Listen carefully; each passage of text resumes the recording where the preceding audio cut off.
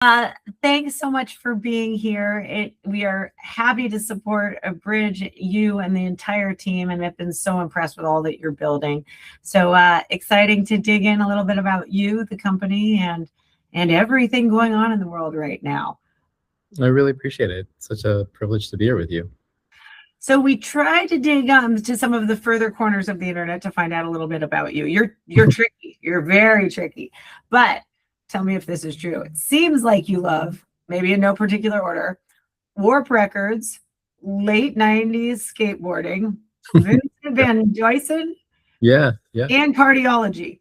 Yeah. So how do each of these add up to your founder story? Yeah, it's a good question. I guess like looking back, you can try to connect the dots and make sense of it all. I've always been really into music. In college, I had a radio show. The radio show was called Quit Your Job, Quit My Job, Everything is on Fire. And we played music from a lot of different sort of genres, my friend and I. And I had a period where I was really into indie hip hop. I had a period where and I'm still, and like had a period where I was really into indie rock, and I'm still, and Swedish death metal, and like old school country, like all of that we would put together in like an interesting way. And I think I still take inspiration from being able to abstract patterns for music and just enjoy everything, if it can sort of resonate with you emotionally in some way, shape, or form. So yeah, music, architecture, interior design, I guess that's where Belgian stuff like that Van Dyzen comes into play. And skateboarding was my life once upon a time. And in college, I think the first couple of years I mostly skateboarded, didn't go to class, and probably deluded myself into thinking I could do that for a long time. Amazing. Olympic sport, are you that quality?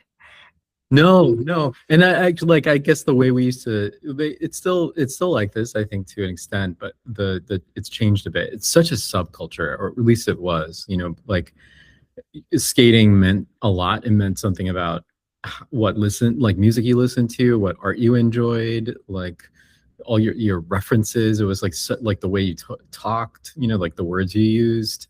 It's not like that anymore. And I think like the Olympics probably has something to do with that, but that subculture still exists. But for me, it was all about street skateboarding, and it was more about the art and like the style of it than it was like competing or trying to be perfect in any way.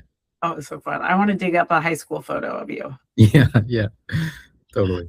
Well, good. Well, one of the things I think is so fascinating, and I want to dig into a little bit, is about, a bridge and timing. But to connect on some of these things that you were interested in, the importance of timing. Like, how do you think about the timing of Warp Records, for example, or, the design traits that you've followed? What were the factors of timing that made each of them so wildly successful at that point? Yeah, I'd say, I don't know. I mean, like, it's a good question. I don't know if you've like ever read Rainer Maria Rilke. Like, there's this quote that he's got that I can look up really quick that I've always taken a lot of inspiration from. And this is a quote, and it sounds cheesy, but I was a very cheesy college student, and I used to like carry this quote around, but I'll read it. Be patient toward all that is unsolved in your heart, and try to lose the questions themselves, like locked rooms and like books that are now written in a very foreign tongue. Do not now seek the answers which cannot be given to you, because you wouldn't be able to live them. And the point is to live everything. Live the questions now. Perhaps you will then gradually, without noticing it, live along some distant day into the answer. And I think, like, for me, like, I've been so privileged my entire life. I've been able to be really passionate about things that I could actually pursue, whether it was music, whether it was skateboarding, whether it was, related to design or art. I was always able to pursue those passions in some way, shape, or form, maybe just as a dilettante or as an aspiring dilettante. But I think now in this company, you get to connect a lot of those dots, and you get to put them, like those references show up in some way, shape, or form somehow. And that's part of what makes the output, I think, special. And is it true you had a stint as a venture capitalist along this route? Yeah, very different type of VC, corporate VC. And it was a large health system called UPMC on the East Coast. UPMC is very, in so many ways, like ahead of its time. Really, really big system that was getting big ahead of a lot of the health systems across the country, realizing that that was a playbook that they should probably think about or follow, aggregate, get really, really big to get leverage. But not only were they getting really big, they were also innovating. And there was a CEO at a time who was really interested in finding ways to get the health system's IP, like the clinician's domain expertise and judgment, into technology, and getting stakes in companies. And so there were a couple outcomes that were incredible for them. There was a company called Evolent that IPO'd that was an incredible financial outcome for the system. And if you know health systems, you know, like the margin profile for health systems look like grocery stores, incredibly slim.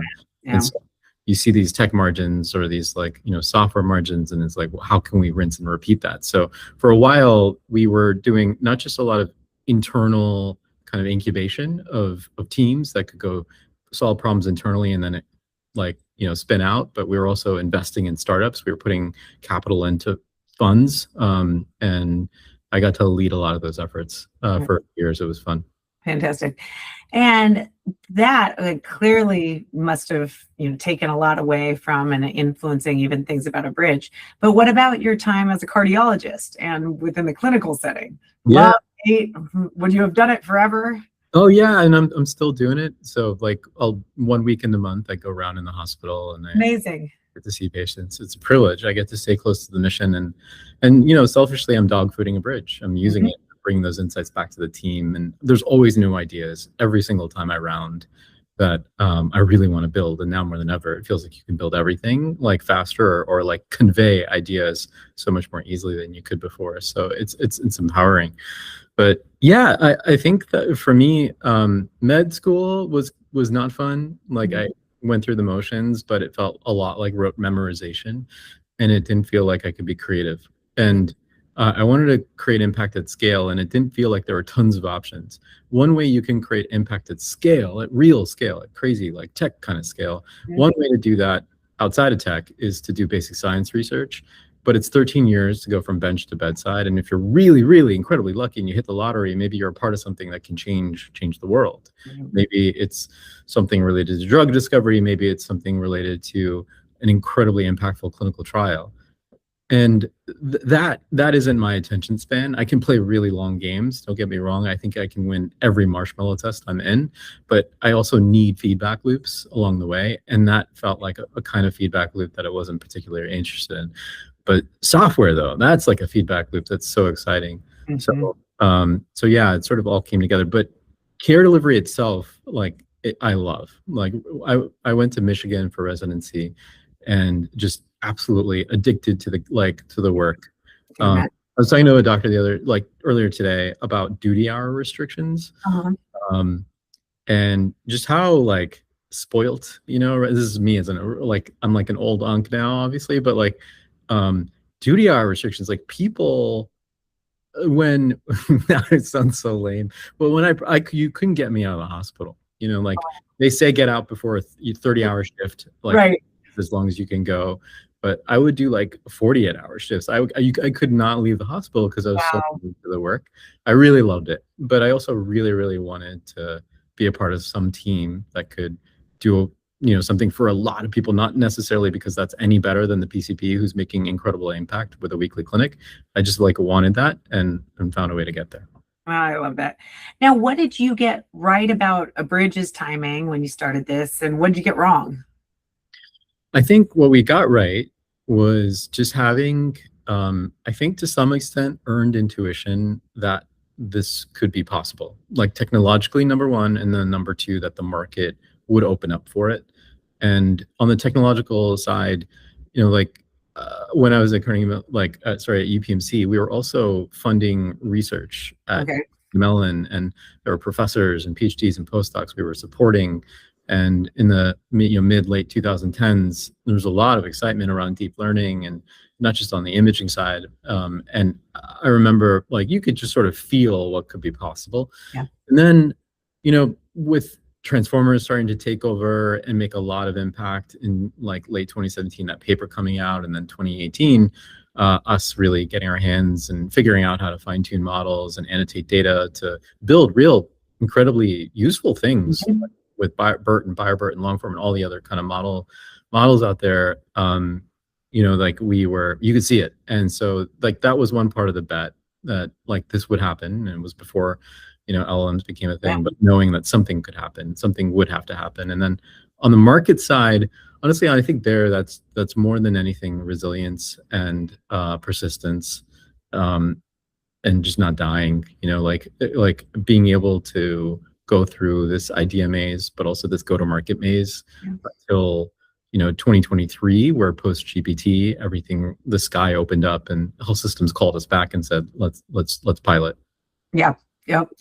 And you mentioned dog fooding being one great thing about the superpowers of being a medical doctor that's practicing as a startup founder. What else? I think that there's a domain transfer is like a really intriguing kind of thing to think about. To me, it's fascinating, like being able to take something from domain and apply it to another, and have that application be differentiated because it's like an idea that you wouldn't normally associate. There's so many, I think, skill sets on the clinical side that you can apply to entrepreneurship and like building a company. And some of those skill sets like have shadows, have like dark sides too, but some of those skill sets like are totally coherent and concordant with like what it takes, what everybody says you need to do and need to be. And like I love the ICU, for example. In the cardiac ICU, it's like build, measure, learn loops that you're going through as fast as you possibly can, and the stakes are incredibly high. It's someone's life. And so you walk in and you're getting data, you build a prototype in your mind, you ship it, you measure it, and then you pivot or persevere depending on what you see, what you got back. And if you win, if you're like iterating the right way, if you win, the patient gets to leave the ICU.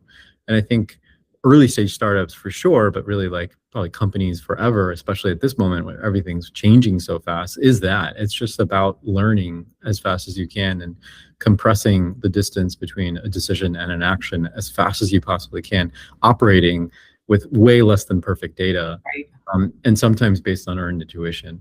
So I think that aspect of care delivery, like high acute care, like startups are very much like sick patients in that sense. Let's just get out of the ICU. Yeah, exactly. Well, what have you had to unlearn from your medical training in order to excel as a founder and a leader for that measure? Well, I think one aspect of being a clinician that's helped me, but this probably also has a shadow, is like triaging. Okay. About emergency medicine, but really this is the case with almost any care, and certainly in the hospital, is you have multiple patients and you're going to go see the sickest patient very quickly based on a mental model that you have about who they are and their symptoms and what you just heard about them. And so you'll see the patient who has a potential heart attack or a potential blood clot in their lungs way before you see the patient who you think just has viral gastroenteritis or needs a medication refill or something like that. And that triaging, knowing what today's problem is and what tomorrow's problems are, is like how you stay alive. And if you can't triage, it's not just you staying alive, it could be the patient staying alive. So it's like critical that you develop those skills. I think with company building, there's obviously triaging all the time, but if you over triage, or if you kind of underestimate how quickly it's going to be tomorrow, it can really haunt you. Like tomorrow's problems, especially at a moment like this moment with AI, are today's problems. And you just have to find a way to get leverage, and get scale and get the ability to like do it all, like or do a lot. Yes. Faster than you ever could before. So I'd say like that one can kind of go both ways, because like when you're on an exponential curve, especially, like it's impossible. We're just not built, to understand how to think about tomorrow. Oh, that's so true. And on that note, what did you believe about AI in healthcare, say 3 years ago, that you've since changed your mind on? I don't think I anticipated even 3 years ago. Just like I said this, and I think like probably deep down I felt this, but maybe wanted to believe it was true, but didn't know it could become true, which is just how fast the market could move. Yeah. Like 3.5 years ago, 4 years ago, like it felt like it would move fast, but it didn't feel like it could move this fast. For us, these last 4 years haven't been, hockey stick. It's been more like telephone pole growth. Like, and that in healthcare is really wild. Like sales cycles historically are really long.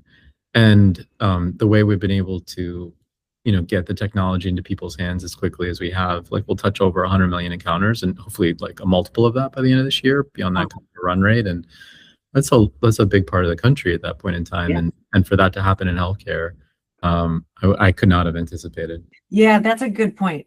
And you think about this, founders, especially you with your background, you can see far into the future when you probably started this.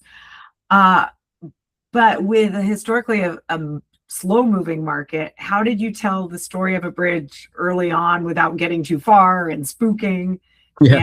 And really like having this be like your story be the Trojan horse to make this all happen. Yeah, I think like the thesis is like the most important thing to me. And I think that to me, the most exciting companies, I love the companies who just pivoted completely over time. Don't get me wrong. I think that's a different kind of like character.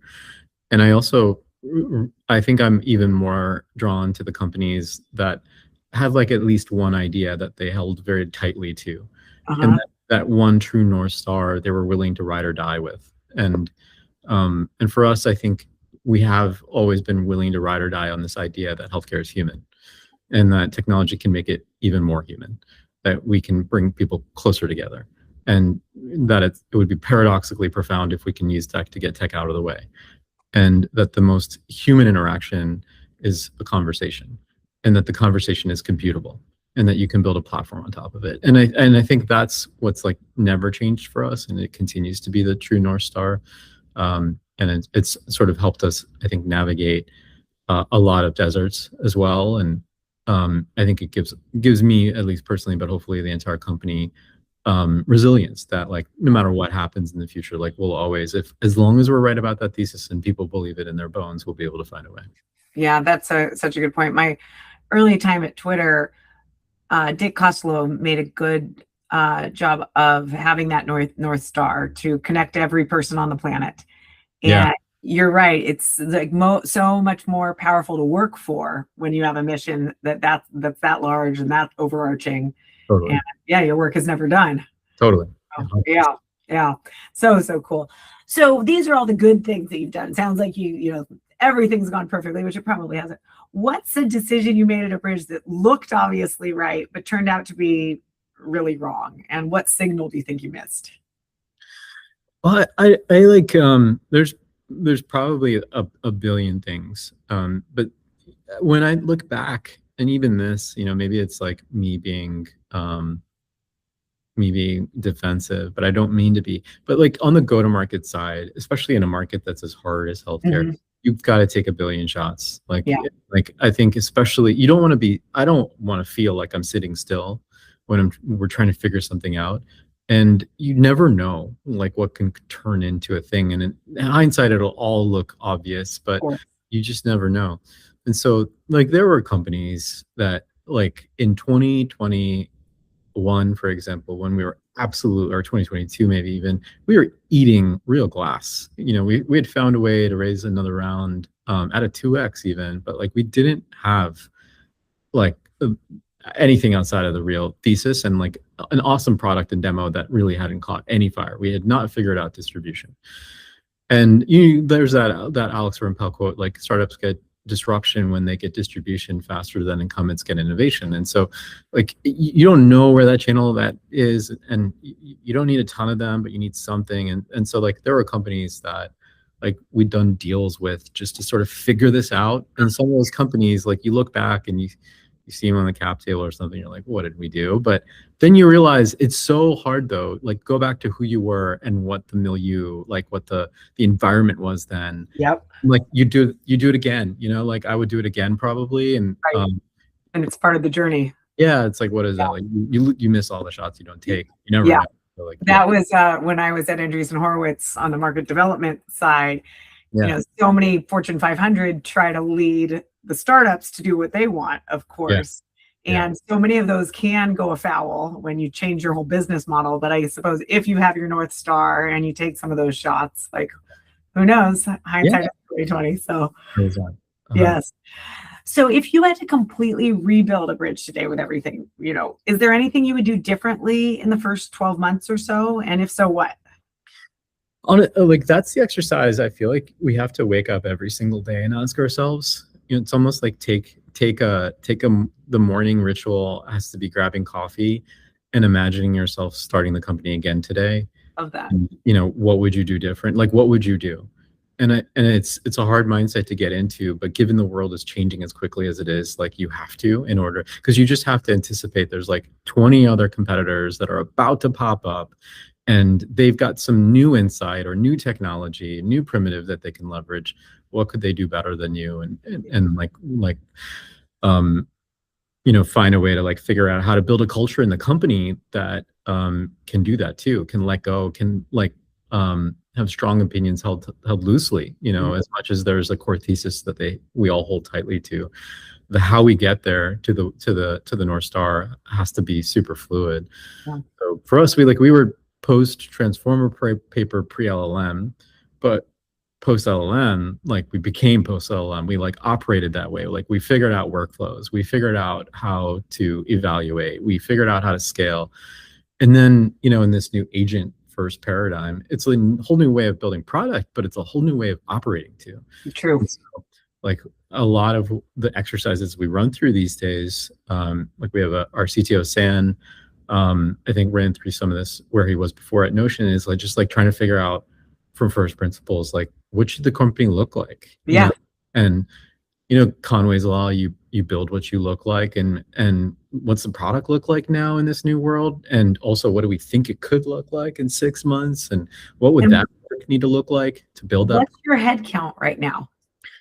It's 450-ish, about that. What do you think it would be if we were in, say, 2020 right now? Oh my God, yeah, thousands. Yeah.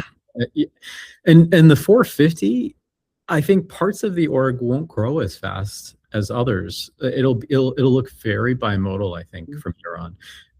I mean, like our TAM is 7 trillion. There are a billion. You can't swing a stick in healthcare and not hit a huge problem. And now that we're at scale, we have a right to go after a large number of these problems, especially in care delivery, all of them. And at the same time, certain aspects of an enterprise company, you actually want to double down on. It's like partner success, customer service, like helping people feel like it's like they're partnering with you, like a company that has a personality and a soul and like values. Because at the end of the day, I think that in a world where we can all data is liquid, and even in a regulated industry, like anticipating that kind of a world, well, like who ends up winning when everybody can build everything and anything? Let's just anticipate that is a future, even if it's not today at all. But if that's true, then I think like decisions are made based on values, based on resonance. Like you like this person and think that they have the values and judgment to serve you. And that like when you're not in the room, they will make the decision you wish you could have made with them. And I think you can't, that's hard to, I think, capture in context. It very much is. What are some, you say mixing up like how the internal workings are, but what are some internal metrics that matter most at Abridge that outsiders would never think that you track? Yeah, a number of conversations captured in a number of days. There's like a sweet spot number where we know you're going to be hooked. And so we try to do everything we can to get 5 conversations in 5 days. That used to be like a really, really important kind of objective for a lot of people. Everything we can do, because once you hit that, it was like, okay, you're in. You're going to keep with us. We have a new set of metrics that are really valuable. And like now the mantra of the company is save time, save money, save lives. Okay. And on the saving lives side, it's just being in workflow and being able to connect the clinician to all the context about the patient and also related evidence for their condition that helps them make and helps them work with their patient to build the best care plans. Cheaper, faster, better. Yeah, exactly. So like it's a whole new set of interesting metrics. What's exciting about what we're doing is you get to sort of live some variant of that early sort of company excitement, like the dopamine of seeing something really take off really quickly. And nothing will ever be nothing will ever be, 2018 to 2023 again. But somehow I want to feel, even if that was like mostly pain and suffering, Yeah. I want to feel those feelings again. I have so much nostalgia, I think, for those feelings, even though I wouldn't go back. Right. I think building new products, like being a multi-product platform now, is super fun that way. So exciting. And what thinking talk about internal culture of these 450? And I would love to know how much is in person, how much is remote. But what do you think? Two-pronged question. What are some things your team does that you feel like would be uncomfortable or counterintuitive to most startups? And then what are some special things that you think only the Abridge team does and some of the traditions you hold? Yeah, it's a good question. I think that we have certain values that I think that serve us well. They sort of de-risk the company. One is the obstacle is the way.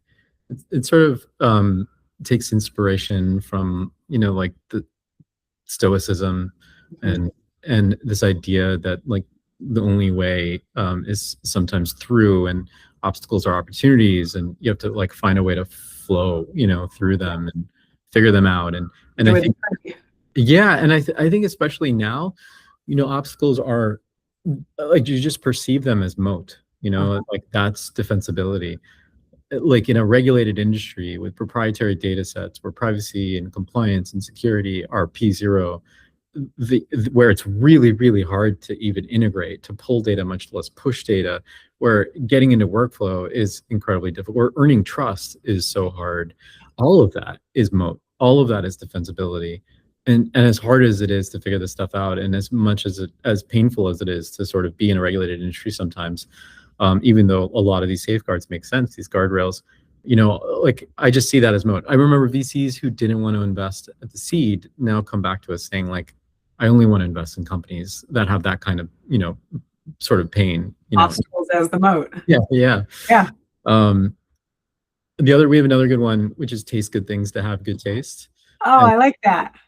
Yeah, and like the idea is you can apply it in a billion ways, but like at least in this AI moment, in a time when there's so much arbitrage around like the black magic of how to do something, how to work with a model, how to like engineer your harness. All of that I think is something that you can only get from trying, and curiosity, and folks across the company just being able to expose themselves, whether it's a designer, tasting the latest things and being a part of the zeitgeist or knowing where the zeitgeist is, or whether it's on like the science side or the ML engineering side, or whether it's on like really anything. I think now more than ever before, that's also how we end up differentiating when our values show up in different ways across the product.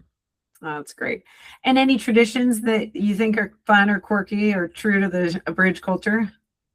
We have a channel in our Slack called Wins, and we have another channel called Love Stories. I think both of those channels capture a lot of the culture in the company. I think in the Wins channel, it's just a lot of people. When we close a deal, for example, that'll be there. When we hit some new milestone, related to a product, it'll be there, and everybody just like piles on. It's just everybody like acknowledging each other and sharing gratitude with each other and making clear like everything is a team win. But the way everybody bands together when we put wins on the board is amazing.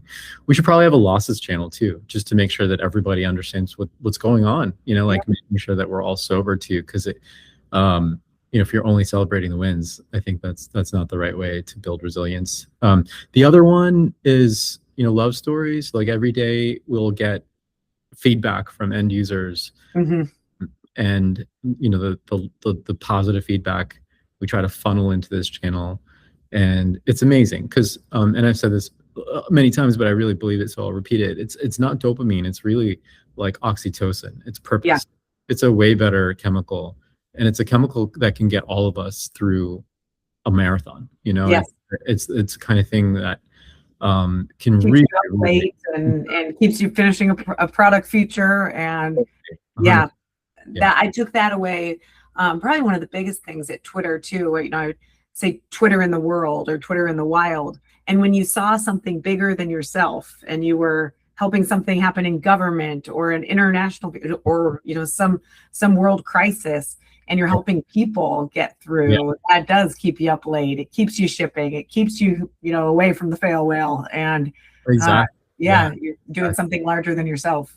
Totally, totally. Oh, I just opened up Slack. My favorite one is a beat old, but I just don't know how to top this one. This is from I think I know. I think like when we get into the saving lives world, that'll hit very different. But this is from 2024, and this is a rural health PCP, and the rural settings are where there's a big problem too. Health systems shutting down and patients driving 5-6 hours to the inner city hospital. But this comes from a PCP there, and she wrote to us, "I was sitting at dinner last week, and my son asked me, 'Mommy, why aren't you working right now?' I literally took my phone out and explained to him that Abridge is a new tool that lets mommy come home early and eat dinner with her family. I started to tear up and looked over at my husband, who then said, 'Mommy's going to be able to eat dinner with us every night now.'" And we get stuff like that all the time, and I think like it's sobering and it's humbling and it's just incredibly energizing, and it's a special feeling. Oh, I love that. Okay, one or two more, and then this has been fantastic. What's a belief you hold about building AI companies that most VCs would disagree with? Um, I think I don't know if it's most VCs. Um, I think domain expertise is underrated and will become increasingly underrated. I think that you can earn intuition by talking to a billion people and getting outside of the building. And everybody should inside of a company, especially on like product teams, for example. The more you can earn, the better. And at the same time, like shot clocks aren't very long right now. And the ability to like trust your gut and kind of blow up, some of the ways we used to think about building a product that can really like solve a problem, and thinking less about your own N of one sort of snowflake sort of ideas. I think some of that stuff is actually like the only way now. And the faster you can get things out and then, go through those loops, the better. And sometimes the people who can do that, especially with the tools that we all have at our disposal now, sometimes those people are probably like really, really deep domain experts. Folks that might have been like kind of ICs that you like put on, like have them inform the product. I think like those people should be in more leadership positions. Wonderful. Okay, quick rapid fire because we always like fun, weird things. Number one, favorite non-business book? Yeah, I mentioned Letters to a Young Poet, so I guess recency bias, but that quote from Rilke is from that book, and I should reread it to make sure it's as good as I think it is. But that the book is basically it's Rilke writing letters to an aspiring poet who's got these like philosophical dilemmas, and he's answering them. And there's a couple letters that he wrote that are just like so profound that yeah, it's a great one. Okay, a product at home that you would evangelize? Yeah, it's probably so many. It's interesting though, because like the I'd say in general, my wife and I are refactoring our apartment here in New York, and we are like, to me now more than ever before, I just want everything to feel like I want a personal connection with everything that I own. And I want everything to mean something to me, and I want a lot of history as well in the apartment. So I don't know that this is like super relevant, but like there is a designer, Jenere, is like who is Corbusier's cousin. But Jenere was commissioned by the city of Jaipur in India to design their entire city. So Jenere was able to basically, like, that's the dream, right? Of any Yeah. You get to like design the entire city to be coherent and like beautiful and consistent. And so he did libraries, he did the college, he did like the roads, like everything. And he did these he has any number of different chairs, but these chairs were the thing probably like 4 or 5 years ago in the architecture design community, and they'd go for a ton of money, the original chairs, if you could get them, because they're just so beautiful, so timeless, and no one had really like figured out how to reproduce them for whatever reason. Maybe one of like the design companies has like a license to it, but I don't like, nobody's really been able to do it well. But my favorite product now is like, or object is like one of the like original chairs that we have. I have family who live in Jaipur too, like in Chandigarh. Sorry, this is all Chandigarh, Punjab, but I have family in Chandigarh, so it means something, extra special. Wonderful. Airplane, aisle seat or window seat? Oh, window every single time. Yeah. Sport or hobby that you try to work into every day? Walking in airports really fast. That does sounds like it comes with the job. Yeah. And app on your home screen that you think I wouldn't have on mine? That's a good question. That's a really good question. Unfortunately, I don't think I have anything that you wouldn't have on yours.